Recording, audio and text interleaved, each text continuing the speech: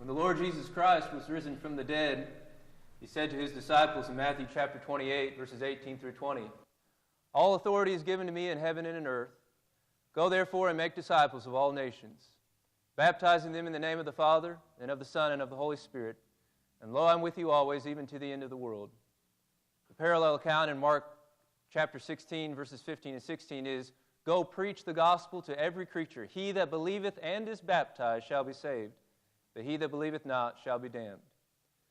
When Paul and Barnabas had finished their first missionary journey, we read in Acts chapter 14 that they came back to the home base, the home church that had sent them out, Antioch. The Bible says that when they were come, they gathered the church together and they rehearsed all that God had done with them and how he had opened the door of faith unto the Gentiles.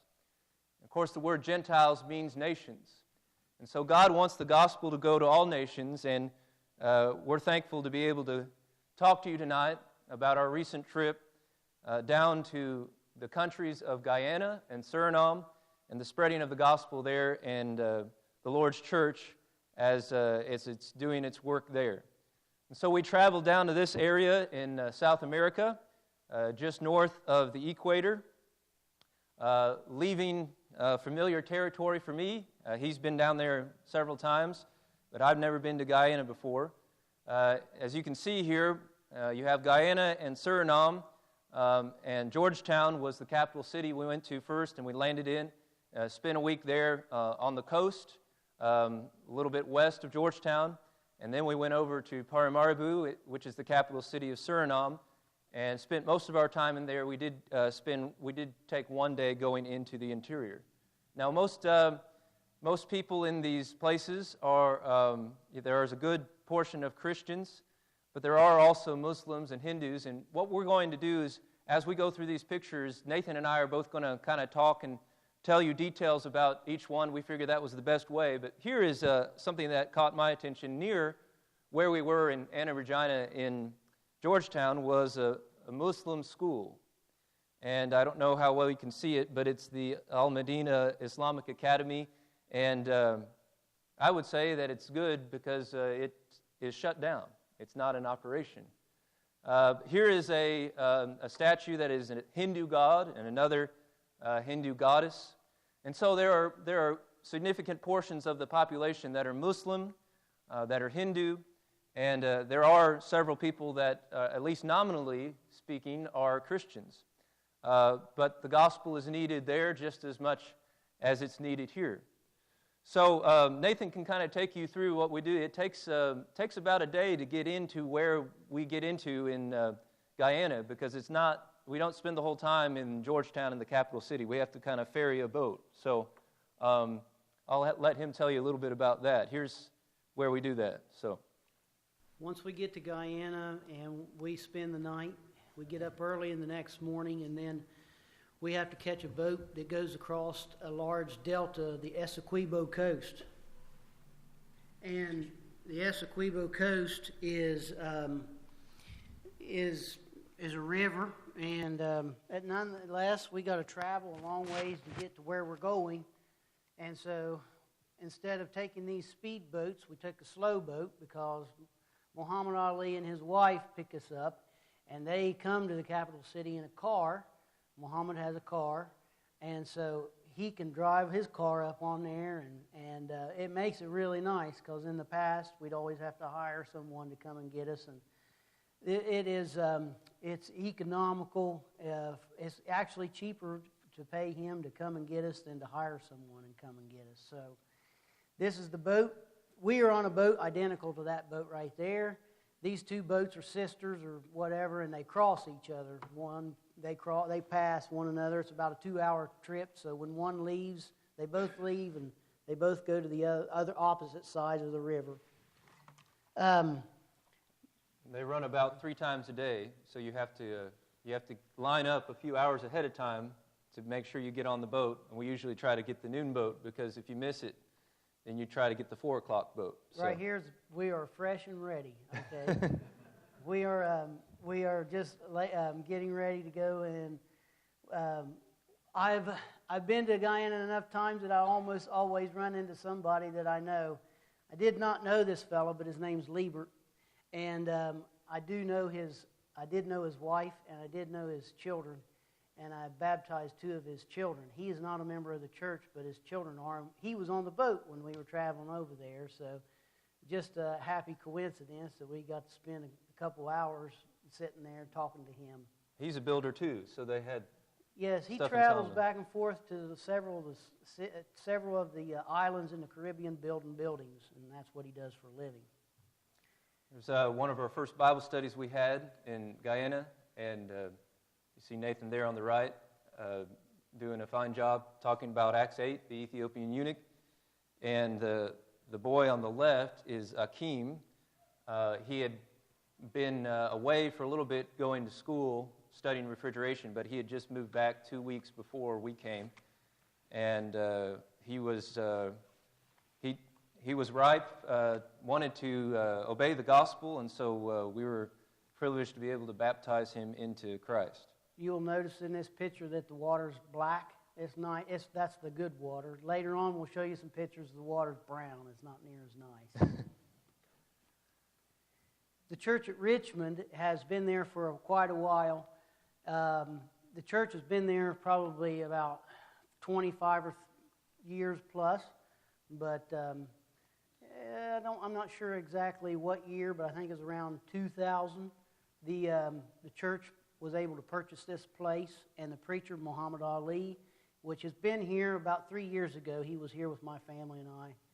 And here's a picture of him. He's a little short fellow. If you might possibly remember him, but that's Muhammad. And this is not the one from the Muhammad Ali from Louisville.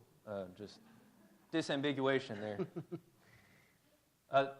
This is the on the right. You see the view of from his bedroom at the top. But he lives on the top of that, and then below is the church building, and that's Brother Nathan doing Bible class, and people are still shuffling in during Bible class.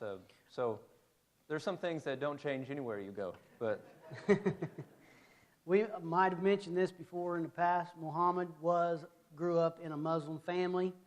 He converted to the Baptist faith for about 2 or 3 years. He actually studied in a Baptist seminary and or some kind of a school, but then later on in his studies, he became a member of the Church of Christ. He became a Christian, and so he's a pretty zealous fella, and he's been working with the congregation at Richmond since 1990, I think 1999. And this is a family that I have known for a long time, and there's this sister Obermuller is the lady is sitting down, and this is her daughter and 2 of her grandchildren. And this is another one of her daughters and 3 of her grandchildren. And all these people are members of the church. I wanted to mention back when Nathan was doing this preaching here in the evenings, Brother Muhammad has a rare privilege of being able to go in and do devotionals with the local technical school at their dorms. So there's a dorm mom at one location and a dorm father at another location that on Thursday night and Friday night, he's allowed to come in and talk to them about the Bible. So he brought me along while Nathan was preaching in the evenings there at the Richmond Church of Christ. I went into the technical school, and the first night, Thursday night, we talked about the Lord's church and walking in wisdom according to Ephesians 5, and there were about 45 18 to 22-year-olds. We were talking to college-age kids, and I wish I had a picture of them, but I really enjoyed spending time with them. And then the next night, I went to another dorm, and that was just guys. The first night there were both guys and girls in that, obviously separated, but they came together for that dorm devotional. And so the next night I spoke to about 25 young men. They were very very receptive of me talking, and I talked to them about Joseph and how Jesus ultimately is the greatest example and that we should follow him. And so just particular things that would help them at their age and stage in life. This is at another congregation, a different church building. This is at what I call the sand pit, but it's actually called Onderneming. But nonetheless, they have a relatively newer building. The other building they had, the termites ate it, and so they built them a concrete building.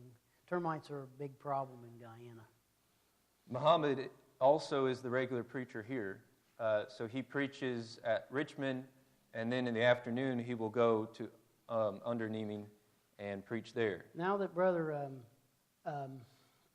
Mark has got his feet wet, and maybe on the next trip we might be able to separate and go in two different locations at the same time.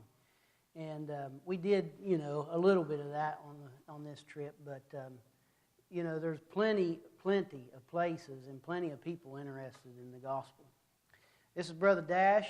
He is one of the oldest members of the congregation, and he's pretty much the man in charge of the grounds. He sweeps the floor and takes care of the church building, and I'm pretty sure he prepares the Lord's Supper too.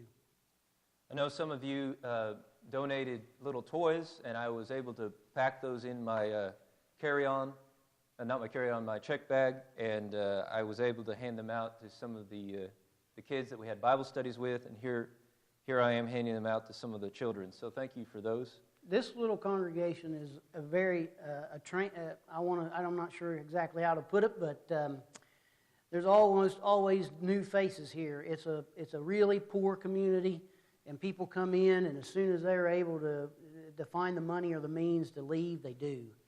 And so, but nonetheless, there's still about a handful of people that are always there, but there's always new faces at the Sandpit congregation.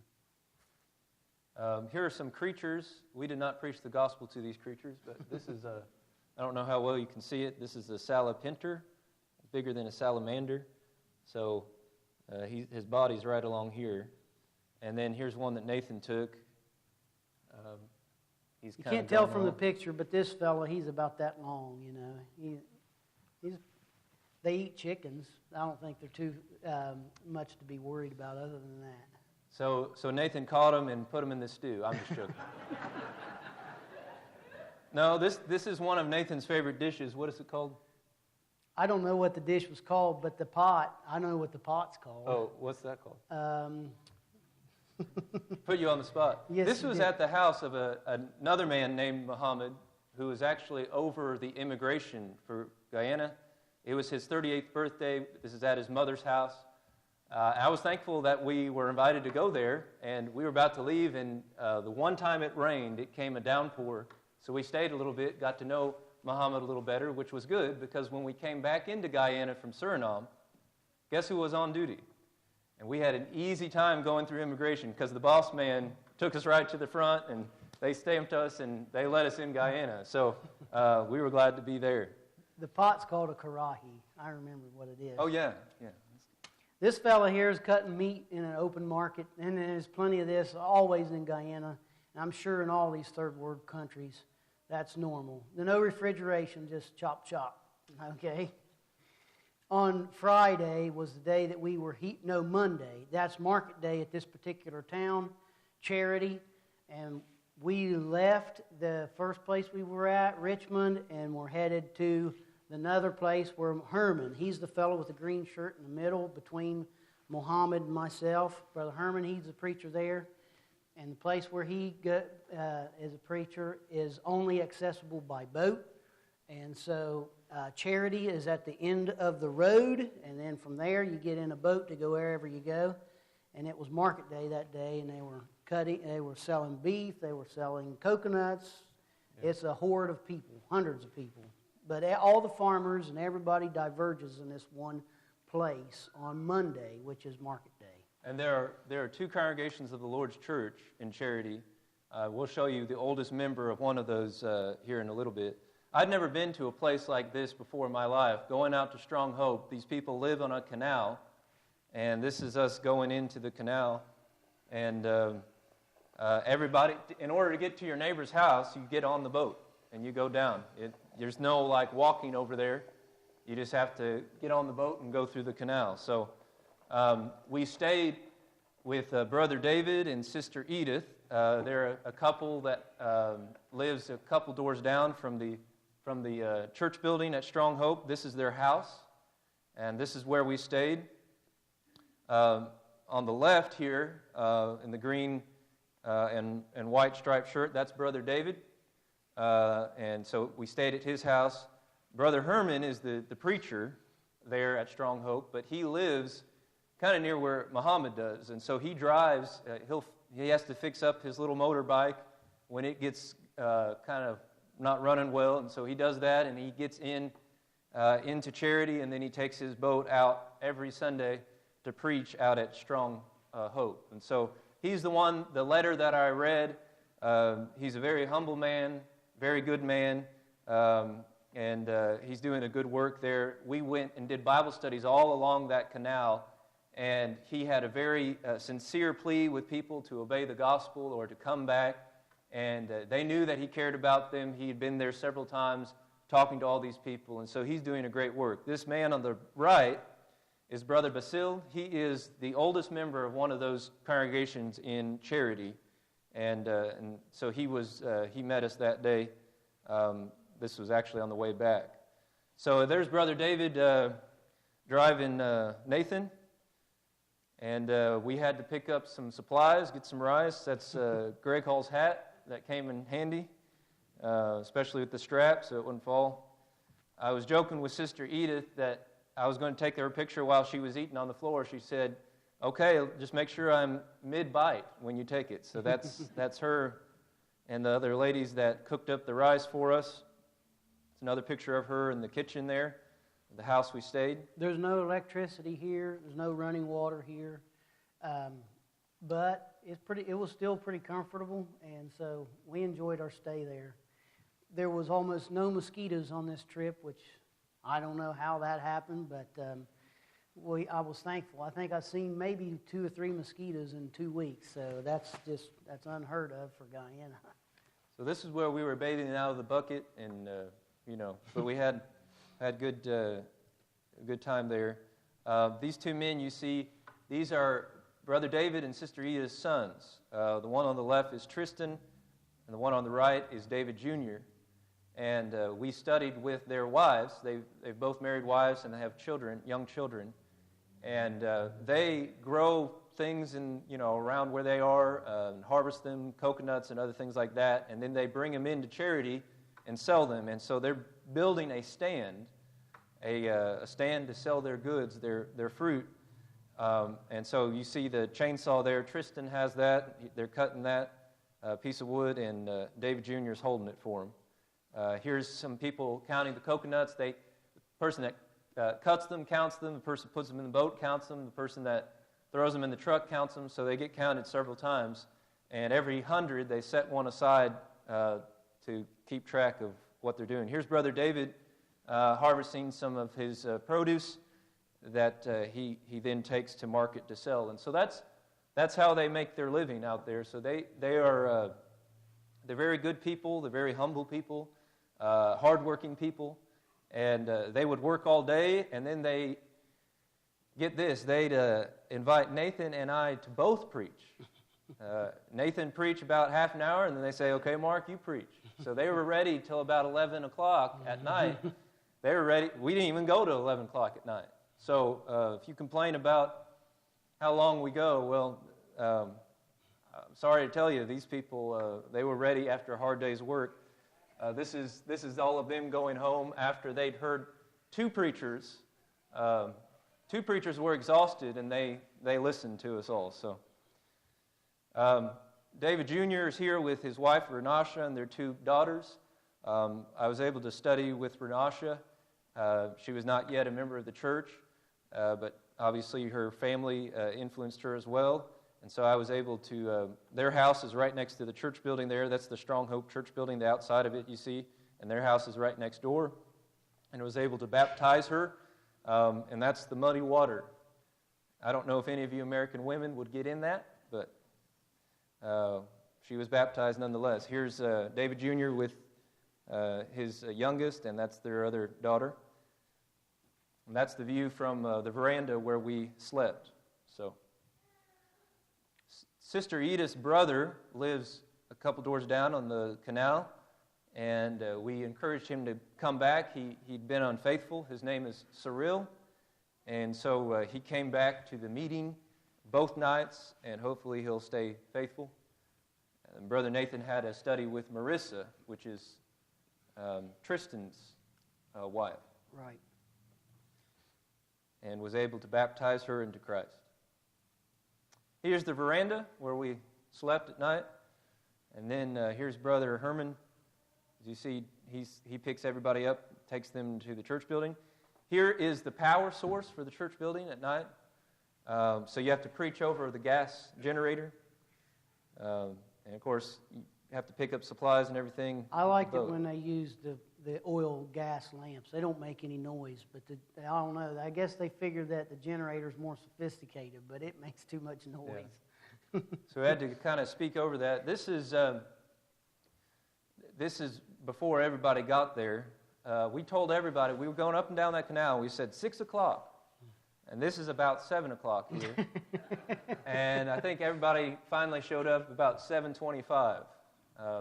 But then they were ready to stay for 2 sermons. So, they get their work done in the cool of the day, and they're not exact on the time, but they'll get there and they'll listen to you. So, this was up the river. We then went down the river, past Charity, down south, and we went to this place called Jacklow. And Nathan can tell you a little bit about it. That's where Sister Maria lives. Maria is she's an elderly lady now. She owns a farm there, and she's given it over to her daughter. And they're friends from a long ways back, so I try to make a point to go and visit them. And we went to their house, and there was a lot more than just her, but there were also other members of the church there. And her daughter has donated a piece of land, this piece of ground right here in this picture, to build a church building. Church currently meets on the other side of the river, right from across from here, and a lean-to, and it's basically just a shed with a lean-to roof on it. And so this congregation, they have a preacher. His name is Chris. He's a native fellow. I don't know Chris very well, but he's been there for a good while, at least 7 or 8 years. And so we talked to them and encouraged them. I wish that I'd had the tools and the time, but they definitely could use some experience, somebody to help them build a building there. And Sister Maria told me that there are enough children right there on the river that come that they could have almost 40 children in Sunday school, but they don't really have the room. This is the ladies there. This place is called Jacklow, where she lives. So we had duck curry there, and that's me stirring the duck curry. If you have ever had curry, it's just an Indian food, and everything's curried, whether it's chicken, duck, pork, beef, whatever it is. And anyways. This little fellow down here, his name is Noah, so kind of reminded me of home. While I was there, after we left on our way out of Guyana back to the capital city to catch an airplane to go to Suriname, I had the opportunity to visit with a young lady and her children. Her name is Maggie Marks. And my wife and I, several years ago, we made an effort to adopt this young lady when she was 9 years old. And it didn't work out, but she's doing well. She's well adjusted. She has 2 young daughters, and Mark and I were able to visit with them and have we read a Bible story in the New Testament and tried to encourage her. I baptized her about 10 years ago when she was still living with Brother Muhammad Ali. She lived with him for a couple years. Muhammad and his wife Judith took her in for a while. And now that she's out on her own, she's married to a Muslim, so it's difficult for her. She's not actually married. She's living with a Muslim man, and it's difficult for these ladies in foreign countries. But nonetheless, she's an intelligent young lady, and she's doing well for herself. Her and her husband own a grocery store. We keep saying it's her husband, but anyways, there's no Church of Christ in the area. So I encourage her, and hopefully, we'll see what happens. But I haven't seen her in at least 10 years, and I did the last time I seen her, she had no children. Now she has a 7-year-old and a 9-year-old. So that was a treat for me to get to see her and her children. Hey, you guys ready to go to Suriname?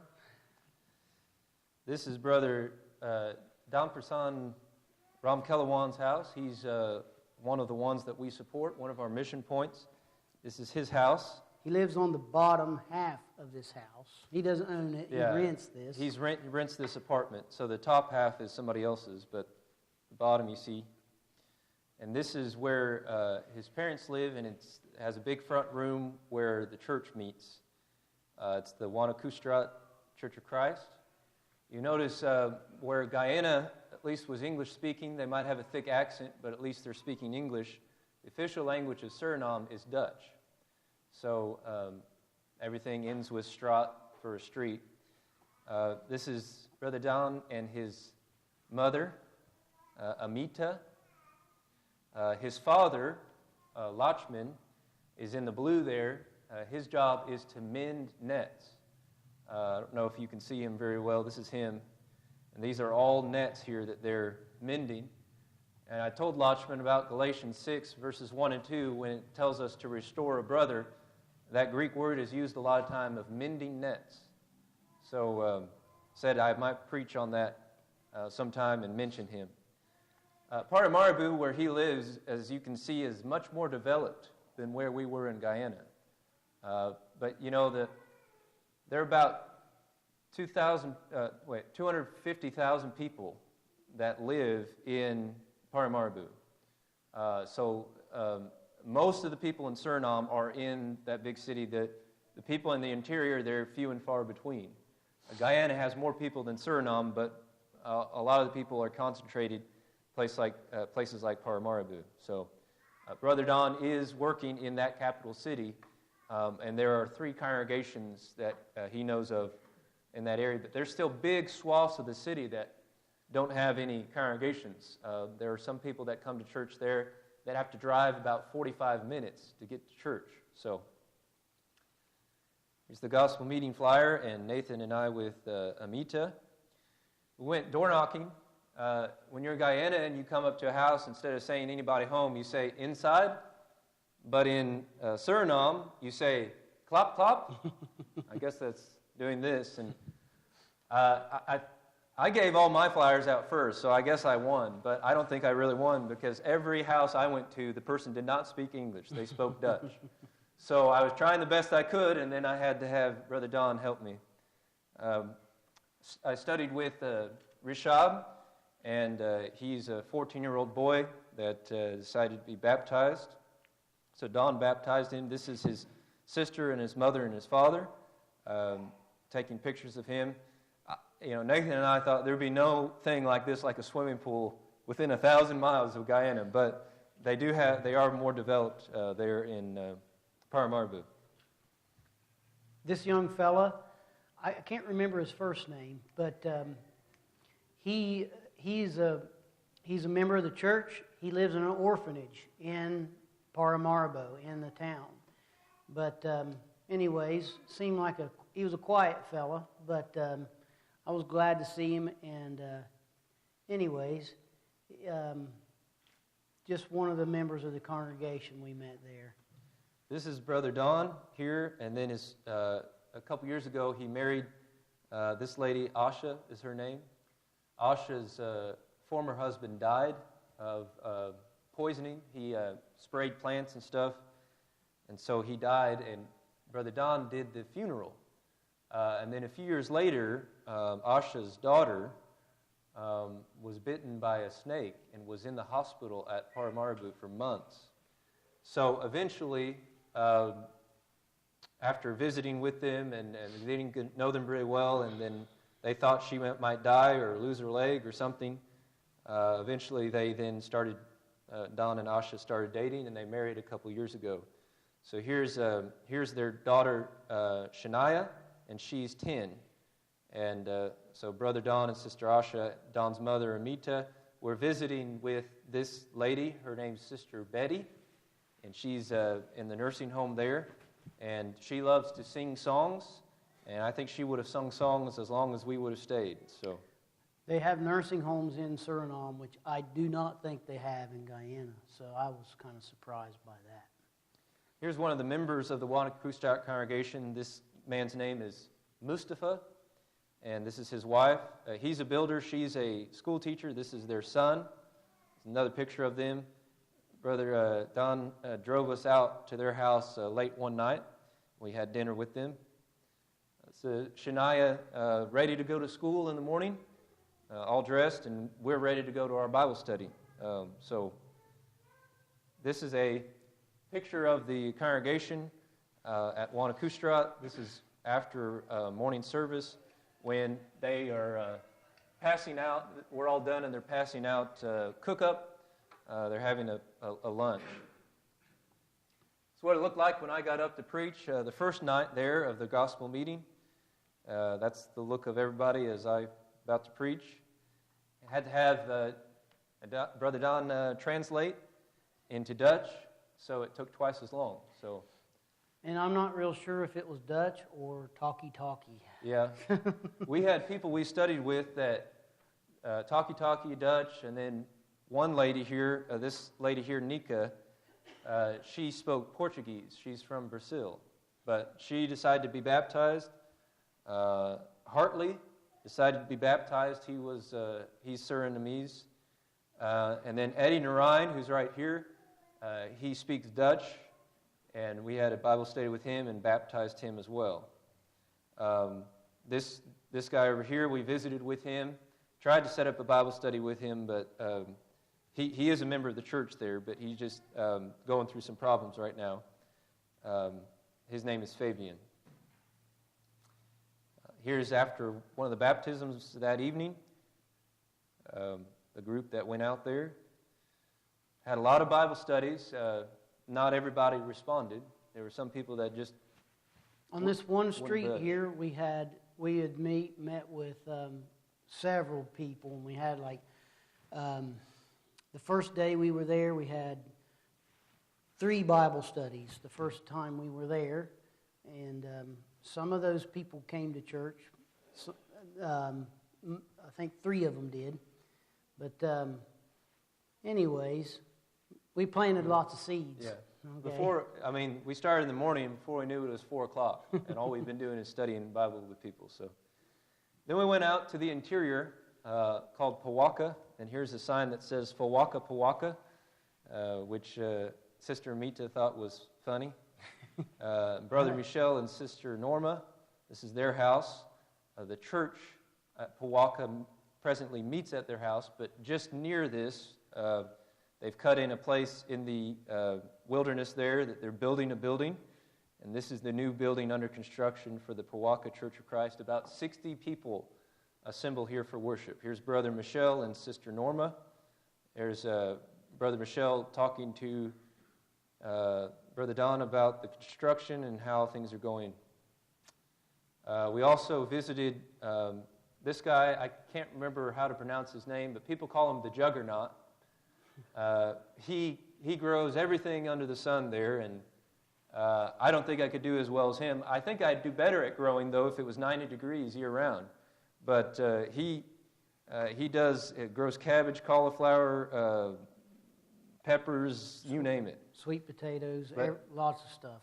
He goes to the Dutch-speaking congregation in town, and here are some of the Dutch-speaking brethren.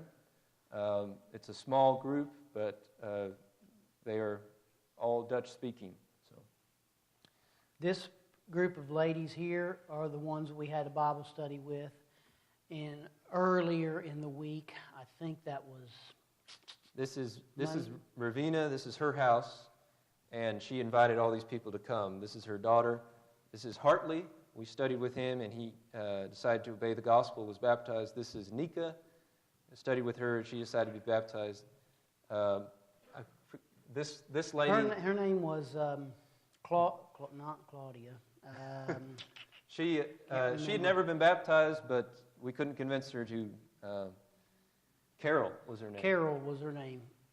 So- When Brother Mark was feeling under the weather and wasn't able to get out, I went back to this particular place because they said they would be all right for us to come. So we were hoping that on the second time, we could make a little headway and maybe some of them would be converted. But they have a lot of ideas, and there's lots of other, religions and teaching different things, just like there are here. And so we had I had a long Bible study with them while Brother Mark was back feeling bad. He wanted to go, but I said, no, you can't. You're going to have to stay and rest. But at any rate, the ladies had a lot of questions. Brother Don and I went, and so we're hoping that Brother Don, he has been invited to go back to this place on a monthly basis and have an in-home Bible study with any of the people in this area that wants to come. And I think he'll do good. I think that if he keeps going back, I do believe that there will be some more people being added to the church because they're hungry. They're just really confused because they got lots of ideas from different people on things. But so hopefully that'll work out for the best. It's a new thing we ate here, rambutan. Rambutan. We ate a lot. I eat lots of fruit when I'm in these places, and this was Tanner says we've ate this before, but I didn't remember it. If we did, it wasn't near as good as this time. But anyways, there's all kinds of fruit to eat, 15 or 20 different kinds, and so you never know what's going to be ripe when you go down. Brother Don, when he was younger, I think broke his leg climbing a rambutan tree, so he had a good story about that. Here's a chicken curry, and this is a pepper that I ate called Madame Chinette, and it burnt me up. So I went out and got a Klondike bar.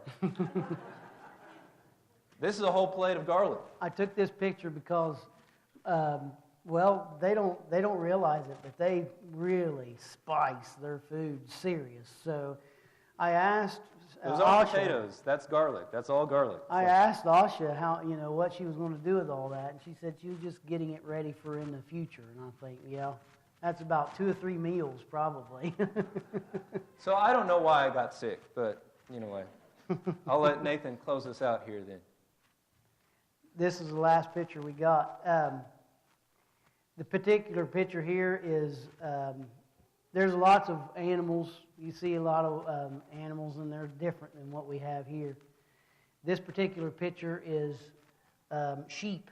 But when we first saw them, Brother Mark wanted to know if they were goats. I said, no, they're not. They're not goats. They're sheep.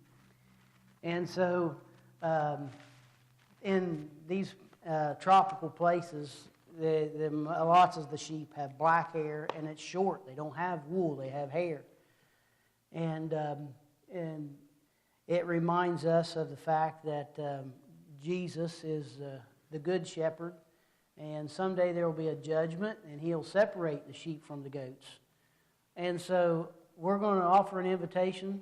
We know that you've seen several pictures of us baptizing people, and that is very important to us that we have conversions, because we as members of the church, we understand that when a person is baptized, that their sins are washed away, that they are entering into the kingdom. And that's one of the things that many people get hung up on, especially those ladies we were studying with. They have a really difficult it's very difficult. And so, but nonetheless, we recognize that when a person is baptized for the Bible reason, for the washing away of their sins, they become a Christian, they become a member of the church. And so 7 souls were baptized on this trip, and we're grateful for that. And we teach the gospel, we baptize, and we want to continue to teach. We're going to offer an invitation tonight because we recognize that someday Jesus is going to come and separate the sheep from the goats. And sometimes it's difficult to determine who's a sheep and who's a goat. but Jesus can, and I think with a proper understanding of the Bible, we can understand who will be and who will not be saved. It's ultimately God's decision, but we can know that on the judgment day, Jesus will do that. Matthew 25, verse 32, it says, "And before him shall be gathered all nations, and he shall separate them one from another, as a shepherd divides his sheep from the goats. And he shall set the sheep on his right hand, but the goats on the left."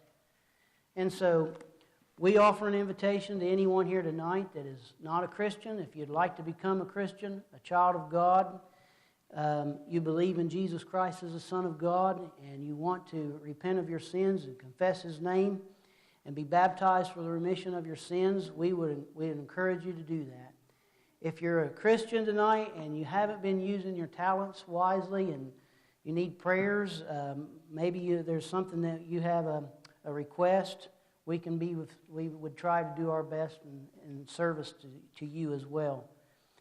Brother Bill Mead, a good friend of mine, passed away last week, and he's the one that introduced me to missionary work a good long time ago. And there's one thing that he told me, and he said, even if you have one talent, take that one talent and use it to the best of your ability. And so we want to use our talents as best we can, and we want to be Christians. One of the ladies that we studied with there at that one place, she was not a Christian. She gathered a lot of people into her home, and I think she wanted to encourage people to come and study with us, but herself was not a Christian. And if she would become a Christian, I think a lot of other people would be too.